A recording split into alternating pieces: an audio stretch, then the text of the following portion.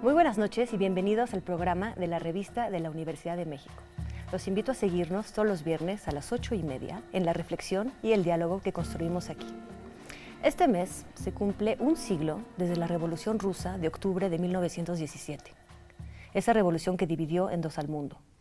Nos pareció una excelente ocasión en la revista para revisar las revoluciones que han sucedido a lo largo de los últimos 100 años y las consecuencias que han traído con ellas. Esta noche nos vamos a concentrar en las manifestaciones y en las marchas, esa forma de protesta social que a veces precede, prepara o acompaña a los movimientos revolucionarios. Para ello, nos van a ayudar nuestros amigos del colectivo La Liga Tensa.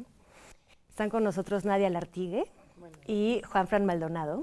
Hola. Muchísimas gracias por acudir al llamado para pensar en estas cuestiones. Ustedes tienen montada, por cierto, un proyecto en Casa del Lago, en la UNAM, que se titula Es enorme y se mueve como el gas.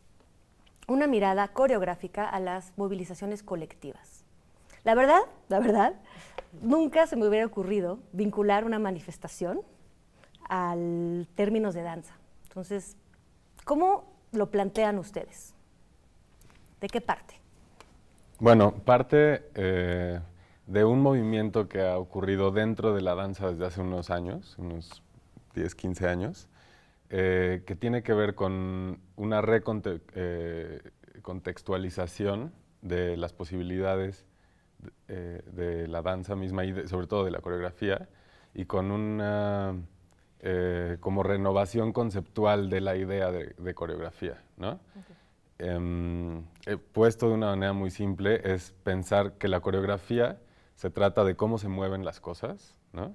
De cómo se organizan las cosas en el tiempo y en el espacio, y eso no implica estrictamente cuerpos, o no es exclusivo de bailar, ¿no? Tiene que ver con... Pues aquí digamos, ¿cuáles son los cuerpos que se juntan? ¿Qué cuerpos están entonces participando en esta coreografía o en estas coreografías de las marchas?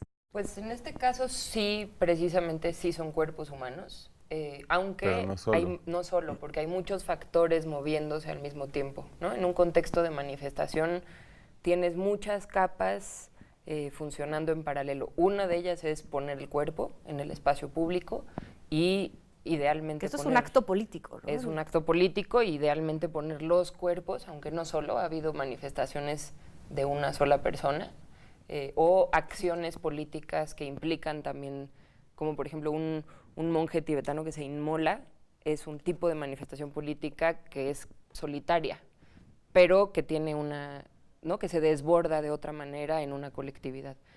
Una manifestación, como la mayoría de las manifestaciones que entendemos en México, pues implican la presencia de muchos cuerpos, ¿no? Muchos cuerpos que están ahí probablemente por una idea común, pero que no necesariamente vienen de los mismos grupos identitarios, ¿no? A veces hay varias ideologías mezcladas en una misma marcha. ¿No? Tienes, de hecho, lo que se llama contingentes, ¿no? Me imagino que es parte de la organización de esta coreografía, quizás, distintos contingentes. ¿Qué pasa dentro de, o sea, cómo se reconocen y se vinculan quizás las diferentes protestas dentro de una marcha en relación a los diferentes contingentes? Sí, creo que nos ha ido ayudando a entender cuál es el rol de marchar en contingente o de estar en contingente, el hecho de que haya habido manifestaciones como descontingentizadas. ¿Cómo cuál? Como cierto tipo de movimientos, por ejemplo, uno mundial que fue contra la guerra en el 2003, claro, ¿no? Donde ahí la gente salió sin contingente contra la guerra en el mundo entero, ¿no? Y creo que ese tipo de movilizaciones de pronto reflejan por qué hay otras que sí se organizan por contingentes. En la Ciudad de México, gran parte de las manifestaciones funcionan por contingentes, ¿no? O sea, podríamos pensar en algunas de las marchas de 132, por ejemplo, que eran más, o sea, igual había un contingente chiquito del PRD o algo así, pero en general la gente que iba estaba mucho más autoconvocada, digamos, que representando a un grupo específico. Pero no falta, ¿no? El contingente Pancho Villa. No falta. Claro. Creo que además vivimos en un país que necesita reafirmar identidades, ¿no? Bueno, tal vez es propio a todos los países, pero siento que México es identitario.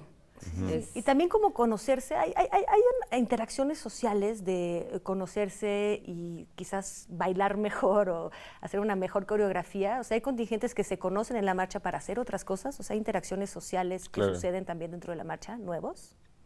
Yo creo que sí. O sea, pasan muchísimas cosas a ese nivel, ¿no? Por un lado hay como articulaciones como políticas entre distintos grupos, ¿no? Que o se apoyan o tienen conflictos que se despliegan durante la marcha, ¿no? Como es el caso, no sé, como de algún sindicato yendo a apoyar, el sindicato de Telmex, por ejemplo, yendo a apoyar al sindicato de la ASME, de electricistas, que por un lado tiene que ver con una especie de solidaridad gremial, digamos, o sindical, pero por otro lado tiene que ver también con una especie como de economía de la ayuda, en la que después ellos también van a poderle pedir al SME que les preste su aparato de sonido, ¿no? Claro. Eso por un lado. Y por otro lado, hay también como toda una, digamos, como producción de subjetividad muy importante en la experiencia de la marcha, más allá como de los contingentes y los grupos políticos, ¿no? O sea, la gente autoconvocada como nosotras que vamos ahí y de pronto empezamos a como pues relacionarnos de una manera distinta con personas que quizá ya habíamos visto o conocer a nuevas personas. Y quizás para no salirnos tanto de la visión, quizás que es la que estamos manejando ahorita de la coreografía. Coreografía implica también espectadores, quizás, ¿no? Y una manera de transmisión. Aquí los espectadores sería la sociedad, sería el mundo, en caso de las marchas contra Irak, ¿no? Se transmite por tele. También hay grupos encontrados. ¿Qué papel juega, por ejemplo, la policía dentro de esto?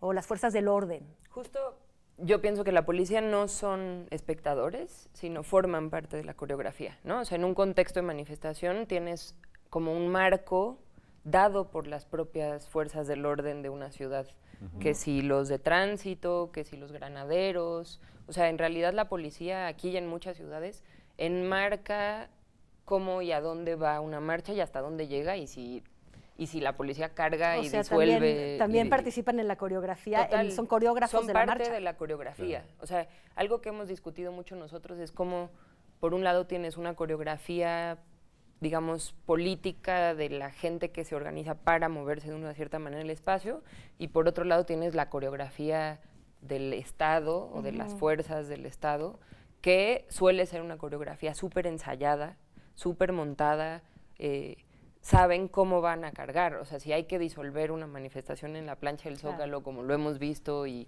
un caso importante es la del 20 de noviembre del 2014, la policía sabe perfectamente y bajo qué orden va a barrer el Zócalo, ¿no? Y lo hace de una manera hermosa, como zigzag, haciendo una gran diagonal, y en menos de 20 minutos el Zócalo está vacío de manifestantes, ¿no? Claro, entonces, sí, forman parte de... Los manifestantes no están tan preparados, es algo muchísimo más espontáneo. Claro. No es profesional, digamos. Pues tampoco. Digamos que se practica de otra manera, ¿no? No se practica bajo el orden de un mando.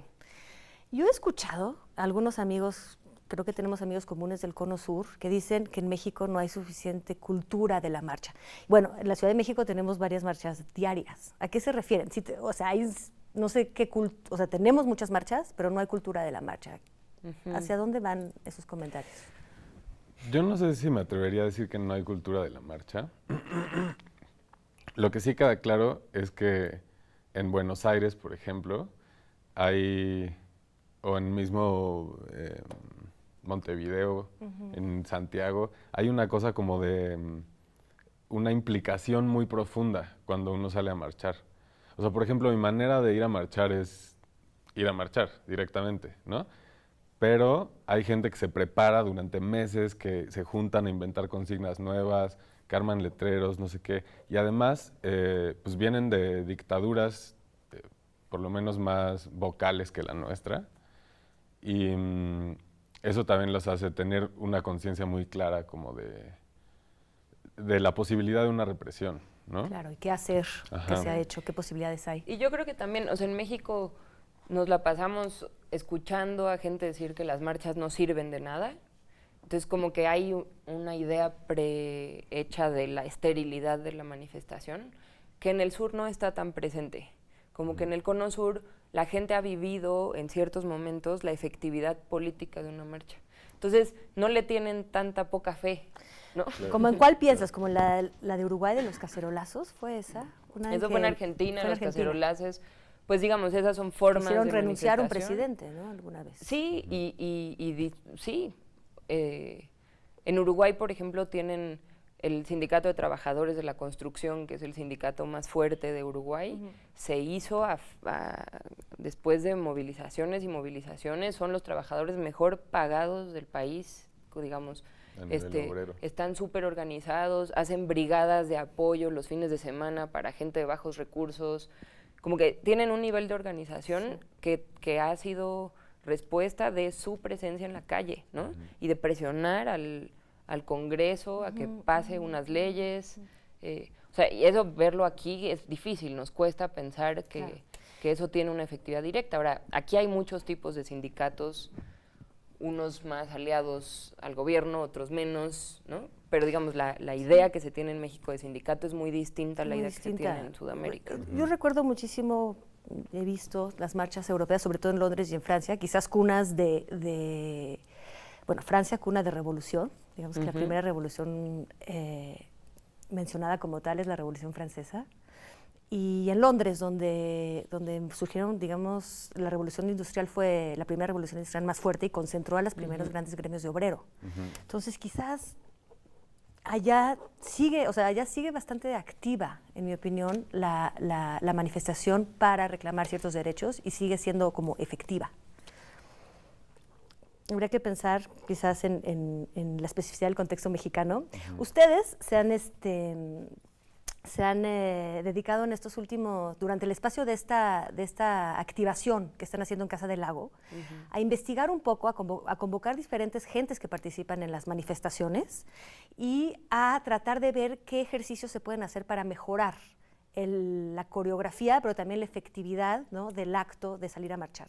Entonces, vamos a hacer un corte y regresando me encantaría que nos pudieran platicar un poco del trabajo que han realizado ahí y el que está por realizar y qué conclusiones hemos podido sacar de esto. ¿Sale? Nosotros entonces nos vamos a un corte, regresamos con ustedes en un momento más. Por favor, no se vayan.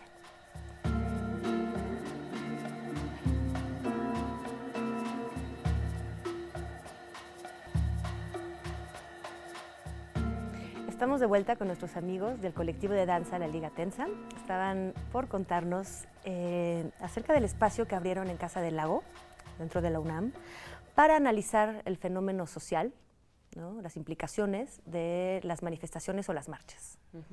¿Qué ha pasado en ese espacio? ¿Qué brinda un espacio así? ¿Cómo está organizado? Cuéntenos un poco qué hay ahí. Pues, Casa del Lago es un espacio más bien dedicado, bueno, es un espacio de exposiciones, un espacio de música, es un espacio artístico, pues.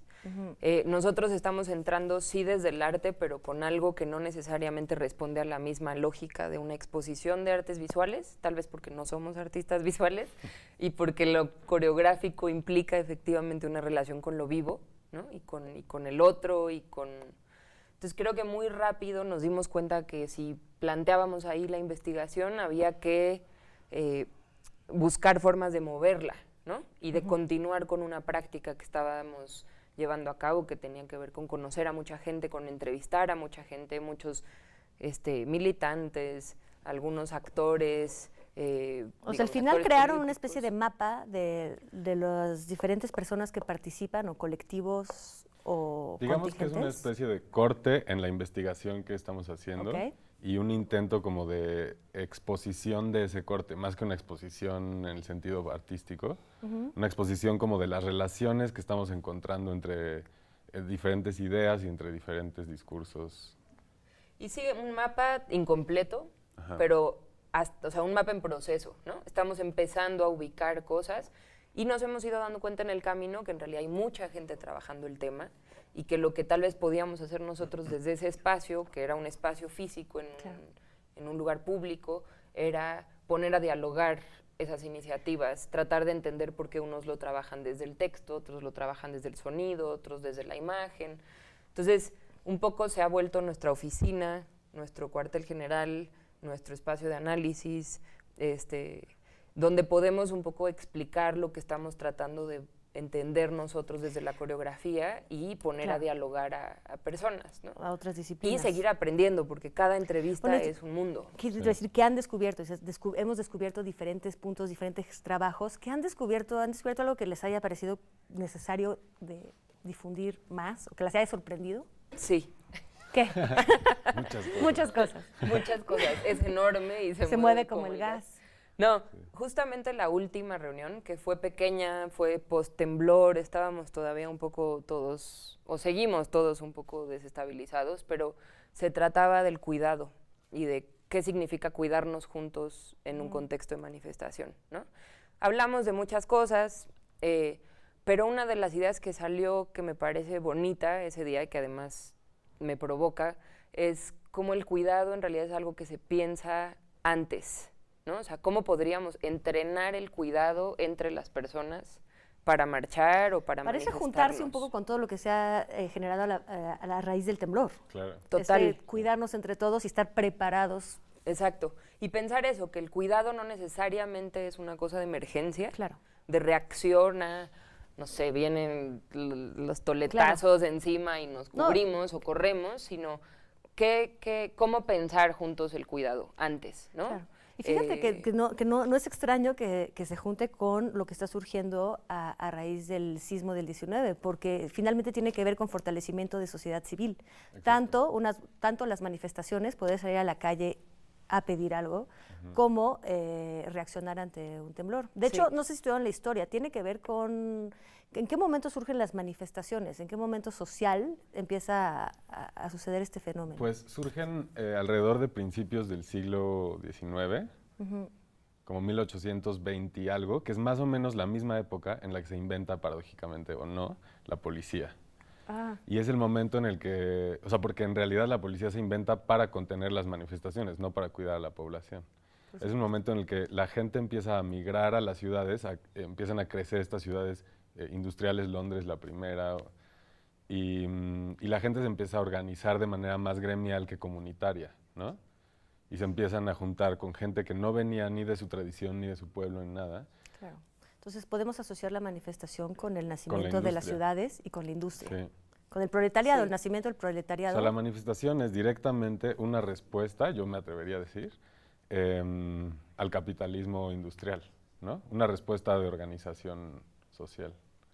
Que no quiere decir que no haya habido otros tipos de movimientos Claro, que siempre los ha políticos, habido. rurales. Digo, la revolución que Sí. mencionamos al inicio, una de las más importantes Sí, de total. la historia, la Total. revolución rusa, es la culminación del proletariado unido. Sí. Sí. Y ahorita en México están sucediendo miles de movimientos en el campo que no necesariamente se traducen en manifestaciones, ¿no? O sea, pero que están sucediendo y que son movimientos sociales por todos lados. De resistencia, En nuestro caso, cabrón. sí, de resistencia, de Sí. En el caso del autonomía. espacio que estuvieron trabajando entonces, en casa, bueno, que están trabajando, esto sigue en curso, Estamos. en Casa del Lago, ha sido muy orgánico porque no se han podido, de hecho, quedar ahí, han salido de ahí a hacer cosas porque han sido épocas muy agitadas. Empezaron el 30 de agosto, desde entonces estuvo, por supuesto, la marcha del 26, estuvo la marcha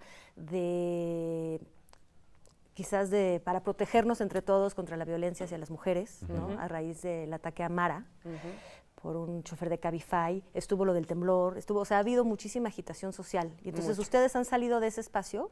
¿Han sacado cosas de ese espacio hacia las manifestaciones? Pues esa fue una de las intenciones originales, ¿no? Que la sala no fuera solamente una sala de exposición hermética o reflexionar y ya, sino que siempre fuera una especie de espacio útil al que pudieran entrar nuevas informaciones sacadas de la vida real, es decir, lo que está pasando en las marchas o en la calle ahorita, pero al mismo tiempo que de ahí se pudieran producir elementos a llevar a las marchas, ¿no? En el caso de la marcha en apoyo a Mara y en contra de los feminicidios y etcétera, en la sala se produjeron consignas, se produjeron carteles, de ahí una parte del grupo que estaba trabajando ahí se fue corriendo a la marcha, a alcanzar la marcha. La marcha del 26 de septiembre era fundamental en nuestro análisis. Obviamente fue pues ligeramente modificada ahora por el tema del temblor, porque pues cobró menos visibilidad de lo que probablemente hubiera tenido que cobrar, ¿no?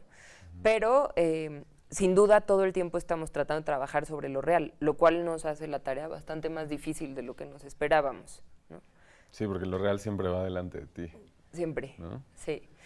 No, yo regresaba solo al tema de cuando preguntaba sobre los espectadores de la marcha, si lo pensamos también como un acontecimiento. Tal vez antes los espectadores de una marcha era el gobierno o ese grupo contra el cual protestabas. Hoy en día, lo hemos visto en varias ocasiones, probablemente los espectadores de la marcha seamos nosotros mismos, ¿no? Creo que hay un cambio ahí en que las manifestaciones a veces tienen más una función justo de producción de subjetividades y de organización de grupos que pueden servir después para otras cosas, que como una señal directa para o contra los diputados, el gobierno, la Cámara, lo que sea, ¿no? Obviamente sí hay una cosa mediática, sí hay una ilusión de que puede ser que el presidente nos esté viendo, ¿no? Pero realmente creo que no aplica tanto. Es ahí perfectamente donde se salen de la coreografía de los policías, porque lo que está sucediendo no es esa coreografía de protesta que ellos limitan, sino lo que está sucediendo es la vinculación entre los manifestantes. Sí, claro. Puede ser un poco sí. eso. Y como todos esos otros movimientos que desbordan la manifestación, como es el caso de las redes sociales, por ejemplo. Y en ese sentido, lo que ocurrió en el temblor, o bueno, a raíz del temblor en la Ciudad de México, es muy importante y creo que cambia muchas cosas. No tenemos muy claro todavía por dónde, porque justo acaba de pasar y la realidad siempre te rebasa, pero definitivamente hay que repensar como la estructura, las organizaciones sociales, digamos, más orgánicas o más espontáneas. Porque fue impresionante. Y no solo la solidaridad y no solo como esa parte de ayuda inmediata, sino también la resistencia. Como que muy rápidamente la gente se dio cuenta de que había que resistir a la entrada de maquinaria pesada en ciertos puntos en los que todavía podía haber vida, etcétera, ¿no? Y es curioso, porque entonces realmente pasa en la calle. Toda esta resistencia, nos creemos un poco aislados y muy en las redes, pero lo que está sucediendo es a la hora que pones el cuerpo y a la hora que te juntas en la calle, ya sea en los rescates, ya sea en las marchas.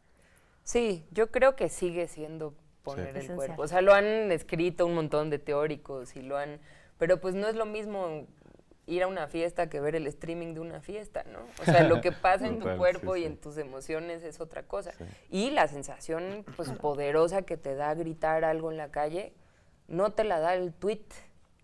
Bueno, no tengo Twitter, pero no te la da el Facebook o no te la da... Y eso, como que las redes sociales son muy, muy importantes para las movilizaciones, pero no las pueden sustituir, pues. O sea, son una extensión y son importantes siempre y cuando el cuerpo esté puesto, ¿no? Claro. Entonces, la manifestación tiene también como un caldero de sociedad civil, un poquito, como Sí, como de producción de subjetividades. Sí, como ustedes mencionan mucho las subjetividades. Y es la manifestación es una interrupción específica del tiempo-espacio, ¿no? Sí. Y es eso en términos de ciudad y de ritmo o sea, hoy la ciudad moderna implica un flujo de la ciudad, que la ciudad siga avanzando, que la gente siga trabajando, que el dinero siga fluyendo, que la manifestación inevitablemente implica que por ahí ese día te cierran Reforma y no puedes llegar a la bolsa o ¿no? O la tienda tiene que cerrar. Cambia el reloj perfectamente. Sí, cambia una lógica de la ciudad moderna que yo creo que sigue siendo potente, ¿no? Habría que pensar, tal vez el que las mercancías no lleguen a donde tenían que llegar, tal vez es muy importante también. Es muy importante despertarnos un poco de un sonambulismo en el que todos los días haces lo mismo y nada falla, ¿no? Quizás es la peor pesadilla, estas fábricas en las que no puede fallar nada. Sí. Importantísimo. Se nos está acabando el tiempo. Revolución. Hablando de tiempo exacto, aquí estamos en un cuadro de tiempo exacto y se nos está acabando. ¿Qué sigue en rapidísimo, en unos segundillos? ¿Cómo acaba este proyecto en Casa del Lago? ¿Qué más hay? Bueno, la exposición está abierta todos los días, salvo el lunes y martes, hasta el 22 de octubre, ¿no? Pueden ir a visitarla y como echarse un clavado en la investigación. Y aparte tenemos 2 actividades más que quedan. Una es el sábado 14, que es que viene, mañana. ¿Cómo? Sí, con invitados Sandra Patargo de Artículo 19 y Erika Lozano de Más de 131. Súper. Periodistas, vamos a hablar de medios y de la función de los medios en las marchas. Muy bien. ¿Y la otra es el siguiente sábado, el sábado 21, y es una especie como de cierre más desde la coreografía que vamos a hacer Nadia, Lucía Nasser, otra amiga que está en Uruguay y ahora viene para acá, y yo. Perfecto, pues ahí los El cierre estaremos viendo coreográfico. en esta función esencial de aprender de las marchas y aprender a hacer marchas. Y seguir pensándolas. Y seguir pensándolas, que esto es un colectivo también de pensamiento, que me ha sorprendido mucho. Muchísimas gracias a todos, los televidentes, la producción, por este programa. Recuerden que la revista Universidad de México lanza un tema por mes y lo analizamos en el papel, en la versión impresa, en la radio, en la televisión y en la web. Por favor, siéntanse bienvenidos a este diálogo. Espero que nos acompañen todas las semanas a las 8:30 por este canal. Gracias a todos, buenas noches.